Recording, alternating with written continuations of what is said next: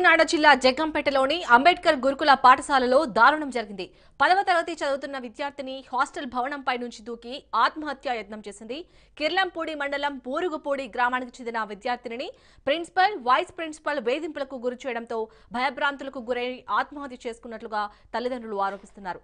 తమకు న్యాయం చేసి చర్యలు తీసుకోవాలంటూ ఈ ఘటనపై కాకినాడ జిల్లా కలెక్టర్కు ఫిర్యాదు చేశారు. ప్రస్తుతం బాధితురాలికి 2 కాళ్లు, వెన్నుపూస, తలకు బలమైన గాయం కావడంతో కాకినాడ ప్రభుత్వ ఆసుపత్రిలో చికిత్స పొందుతుంది. సమాచారం తెలుసుకున్న జగ్గంపేట తహసీల్దార్ రమేష్, సిఐ శ్రీనివాస్ హాస్టల్ కి చేరుకొని ప్రిన్సిపల్, సిబ్బంది నుంచి వివరాలు సేకరించారు.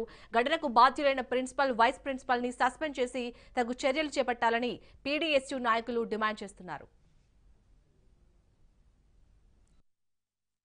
కె సతీష్, ప్రగతిశీల ప్రజాస్వామ్య విద్యార్థి సంఘం పీడీఎస్యూ విజృంభణ రాష్ట్ర కార్యదర్శి మాట్లాడుతున్నాను. కాకినాడ జిల్లా జగ్గంపేటలో డాక్టర్ బిఆర్ అంబేద్కర్ గురుకుల బాలికల పాఠశాలలో గత వారం 14వ తారీఖున ఒక అమ్మాయి 10వ తరగతి చదివిన అమ్మాయి మేడమంచి ఇక్కడ టీచర్స్, వార్డెన్ వేధింపుల వల్ల మేడమంచి దూకైన పరిస్థితి ఇక్కడ. కానీ ఆ విషయం బయటకు రాకుండా ఈ మేడమ్స్ ఇక్కడ ఉన్న టీచర్స్ ఎవరైతే ఉన్నారో వారందరూ కూడా చాలా నిర్లక్ష్యంగా వ్యవహరించి ఆ అమ్మాయిని తీసుకెళ్లి అక్కడ గవర్నమెంట్ హాస్పిటల్ తీసుకెళ్లి అక్కడ జాయిన్ చేశారు తప్ప వాళ్ళని పట్టించుకున్న పాపాన్ని పోలేదు. ప్రధానంగా ఇక్కడ ఏం జరుగుతుందంటే అనేక సమస్యలు ఈ పాఠశాల గురుకుల పాఠశాలలో ఉన్నాయి.